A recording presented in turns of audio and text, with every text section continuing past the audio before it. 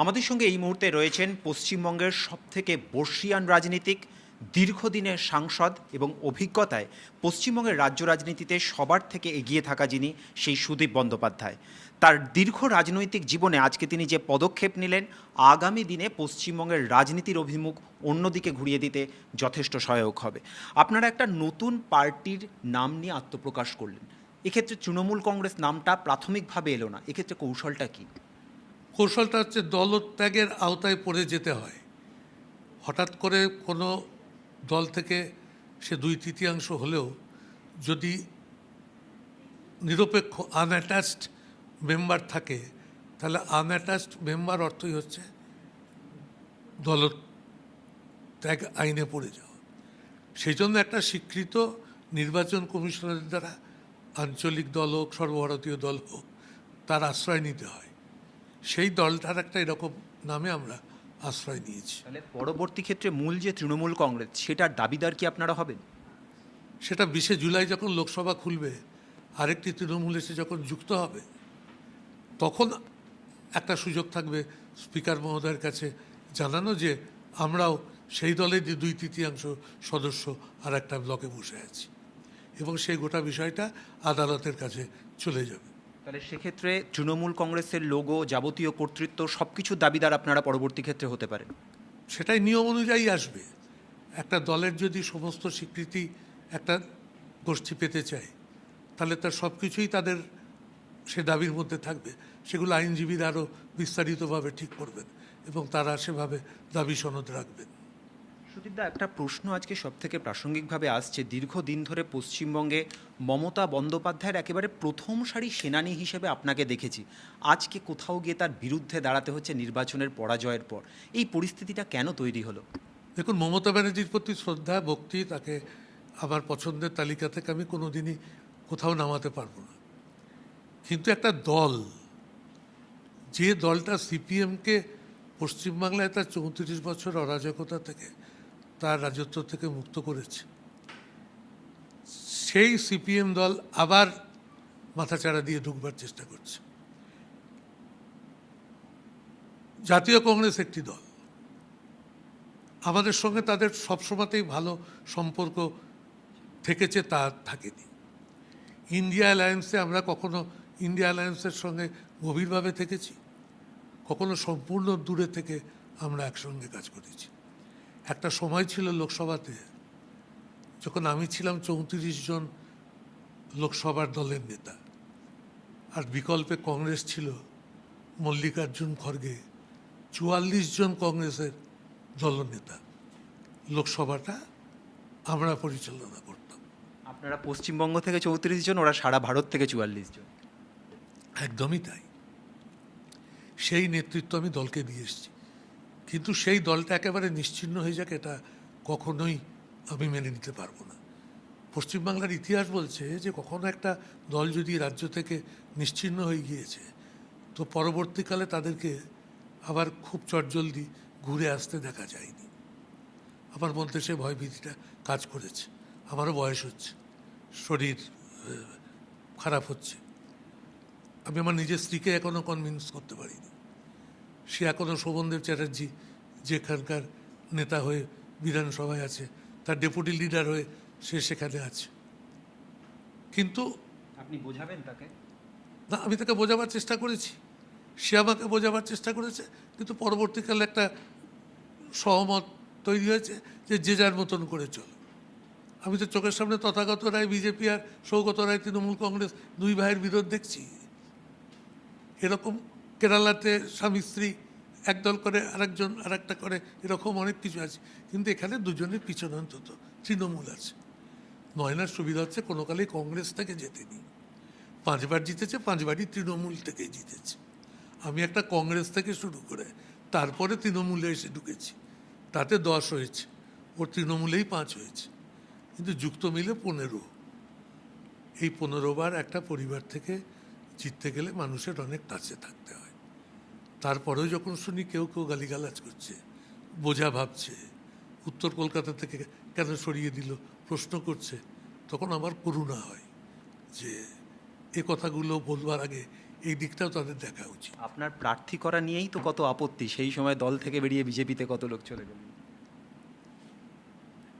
বিজেপিতে কে কখন কি কারণে গেছে আমি বলতে পারবো না। আমার কাছে এমনও খবর আছে সকালে এনফোর্সমেন্ট ডাইরেক্টরেট দারুণভাবে রেড করেছে, রেড করে তারা অর্থ উদ্ধার করছে। বরানগর পুরসভার প্রচুর চাকরি দুর্নীতি জালে আবদ্ধ হয়ে পড়ার উপস্থিত হচ্ছে, তার 72 ঘন্টা পরে কেউ চলে যাচ্ছে, যাবার আগে বলছে সুদীপবাবু আমার বাড়িতে ইডি পাঠিয়ে দিয়েছে, আমাকে সিবিআই তুলে নিয়ে গেছে, কলকাতায় ধরে কলকাতায় রাখার সাহস দেখাতে পারেনি। 12টায় ডেকেছে, 4টেই পর্যন্ত কোয়ারিজ করেছে, রাত্রি 12টার প্লেনে উড়িষ্যায় নিয়ে গিয়েছে, 120 দিন থেকে হাইকোর্ট থেকে বেল নিয়ে ফিরে এসেছি। তা আমার এমন কি ক্ষমতা হবে যে আমি ইডিকে কাউরির বাড়িতে পাঠিয়ে দেবো? কিন্তু আমি সে কারণে বলতে চাই, সবাই রাজনীতির মধ্যে বয়স হলে এটুকু মানুষকে বোঝাবারও থাকে, একটা সখ্যতা, একটা ভদ্রতা, একটা সভ্যতা, একটা শালীনতা, এগুলো বোধ রেখে কথা বলতে হয়।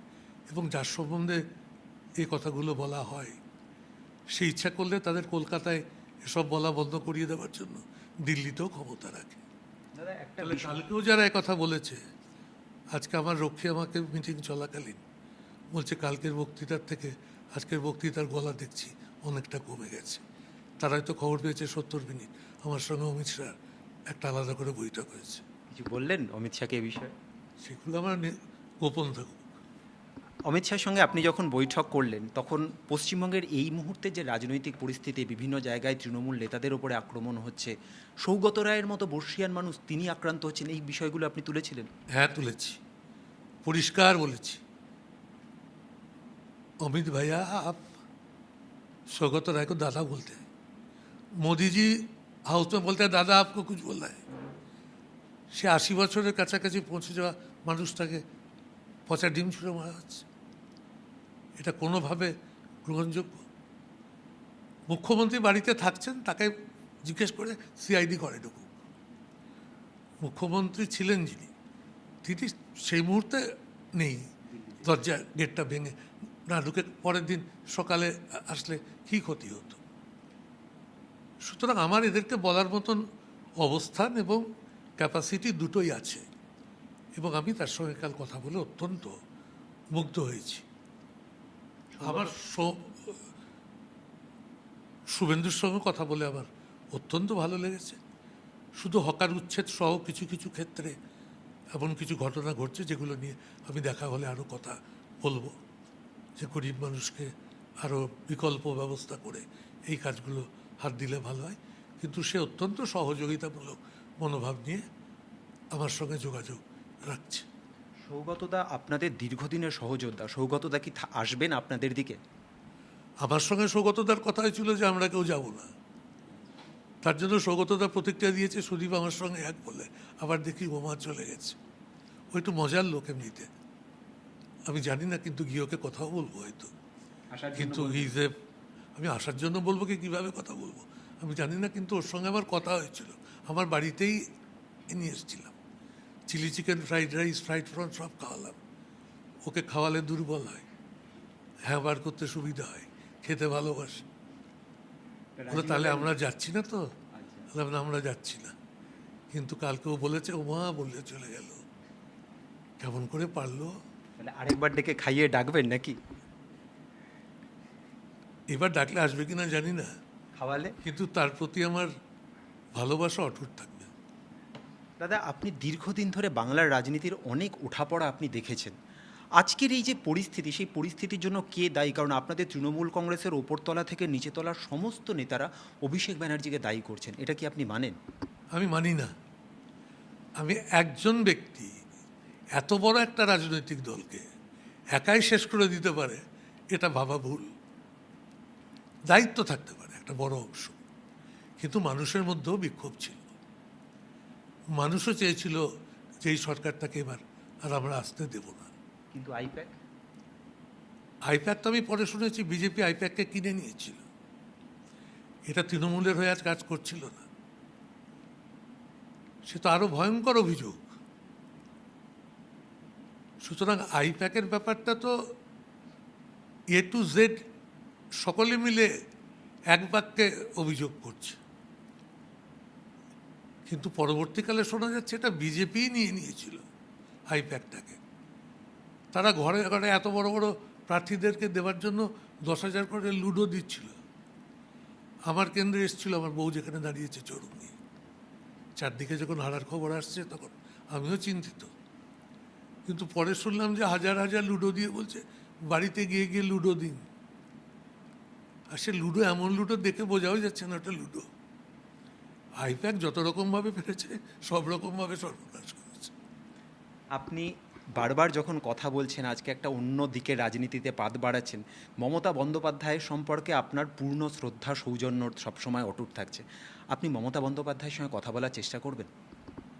আমার যেটা বলার আছে সেটা নয়নাকে দিয়ে বলে পাঠাবো, সুবিধা আছে তো এখন। মানে বলার আছে, তার মানে একটা মানুষ রাজনৈতিক জীবনে থাকতে থাকতে কত বিষয় আসতে পারে।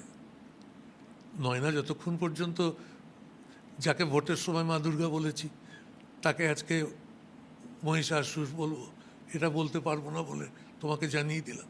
যাবার আগে আমার সঙ্গে সেই কথাটা তো হয়েছে। নতুন মুখ্যমন্ত্রী শুভেন্দু অধিকারী, তাকে কিভাবে দেখছেন? ভালোভাবে দেখছি। আমার সঙ্গে একসময় লোকসভায় ছিল।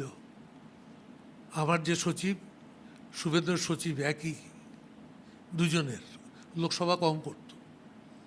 কিন্তু ওর বাবাকে আমি তৃণমূলে নিয়ে এসেছিলাম, শিশির অধিকারীকে, তৃণমূল তৈরি হওয়ার 6 বছর পর। ওর ভাই দিব্যেন্দু আমাকে পার্লামেন্টে থাকার সময় মাছ খাওয়াতো, নিয়মিত মেদিনীপুরে ভালো মাছ পাওয়া যায়। এই সমস্ত নিয়ে একটা সুন্দর সম্পর্ক আছেই। কিন্তু এখনও মুখ্যমন্ত্রী হয়েও ও যখন কথা বলছে, যেভাবে টেলিফোনে রেসপন্স করছে, নিজের থেকে উদ্যোগ নিয়ে কথা বলছে, সেটা আমার কাছে ভালো লেগেছে। সুতরাং আমার মনে হয় যে ওকে যদি সদর্থকভাবে সহযোগিতা দেওয়া যায়, সাজেশন দেওয়া যায়, আইডিয়াস দেওয়া যায় একজন অভিজ্ঞ রাজনীতিবিদ হিসাবে, তাহলে সেগুলো শুনবে। অনেক ধন্যবাদ সুদীপদা, আপনি নিজের খেয়াল রাখুন। TV9 বাংলার তরফ থেকে আপনাকে অনেক শুভেচ্ছা। তবে আজকের প্রত্যেকটা ঘটনা, সুদীপ বন্দ্যোপাধ্যায় বর্ষিয়ান রাজনীতিক যে কথা বললেন, আগামী দিনে পশ্চিমবঙ্গের রাজনীতিতে সম্পূর্ণ নতুন সমীকরণের ইঙ্গিত যে স্পষ্টভাবে পাওয়া যাচ্ছে তা বোঝা যাচ্ছে। নয়াদিল্লি থেকে ক্যামেরায় অনুদীপ শর্মার সঙ্গে জ্যোতির্ময় কর্মকার, TV9 বাংলা।